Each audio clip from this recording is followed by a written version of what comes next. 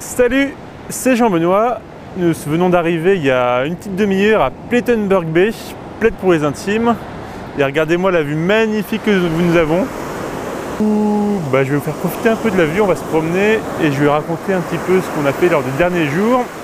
Là aujourd'hui on est vendredi, on est parti du Kruger Park mercredi et on a fait beaucoup de routes puisqu'il y avait 600 km pour rejoindre Johannesburg.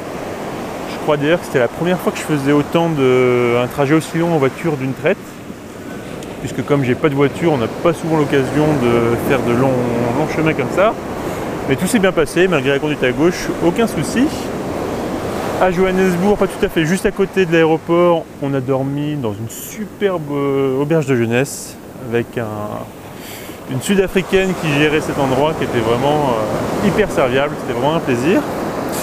Le lendemain matin, on a pris l'avion pour rejoindre Cape Town, au sud de l'Afrique du Sud. Et là-bas, c'était quasiment notre première vraie découverte d'une vraie ville sud-africaine, puisque Johannesburg, on l'a pas vu. On est resté à proximité de l'aéroport. Kruger Park, on ne peut pas vraiment dire que c'est une vraie ville américaine, loin de là. Et donc le Cap, c'était vraiment la découverte avec la vraie Afrique du Sud, entre guillemets. Et c'est là qu'on peut voir un petit peu les gros contrastes de ce pays-là. Attention, je vais essayer de ne pas me mouiller les pieds. Hop. Puisque l'Afrique du Sud a beau être l'un, sinon le pays le plus riche d'Afrique, ça n'en reste pas moins l'un des pays les plus inégalitaires du monde, avec les plus grosses différences. Et une image qui m'a un peu frappé, c'est lorsqu'on a pris le bus de l'aéroport vers notre auberge de jeunesse, on a longé un bidonville, et dans le prolongement de ce bidonville, il y avait un magnifique et immense terrain de golf avec une pelouse qui ressemblait à du billard, avec quelques blancs évidemment qui jouent au golf.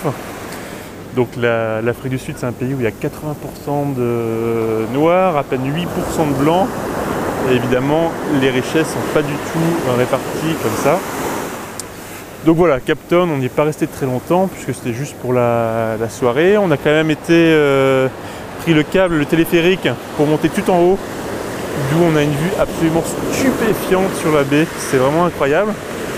Donc malheureusement et heureusement à la fois, il y avait pas mal de nuages, ce qui gâchait un peu la vue, mais c'était quand même assez magique puisqu'on se croyait dans les nuages, on était littéralement dans les nuages. Qu'est-ce qu'on a fait ensuite? On a mangé dans ce super resto aussi, où on a mangé des viandes qu'on n'a pas l'habitude de manger, de l'autruche, du crocodile, de l'impala, c'était délicieux. Et on a dormi dans une auberge de jeunesse qui était une vraie auberge de jeunesse avec du bordel jusqu'à tard. J'étais bien content d'avoir amené Boulkies cette nuit-là. Et aujourd'hui, on a pris le bus tôt le matin à 7 h, un bus qui longeait toute la côte.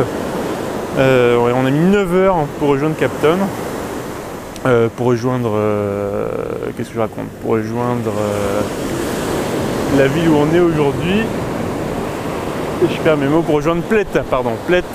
Et qu'est-ce que je voulais dire ensuite? Et donc même si on a mis 9 h pour venir ici, on n'a pas trop vu le temps passer parce qu'on avait vraiment des paysages magnifiques.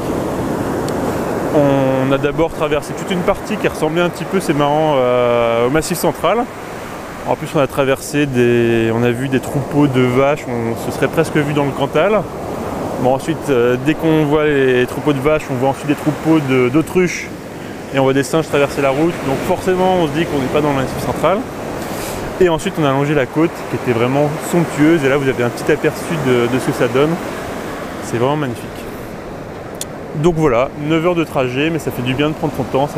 On a le luxe immense à travers tout le monde de pouvoir perdre du temps, et ça fait du bien, ça fait vraiment du bien. Oups là,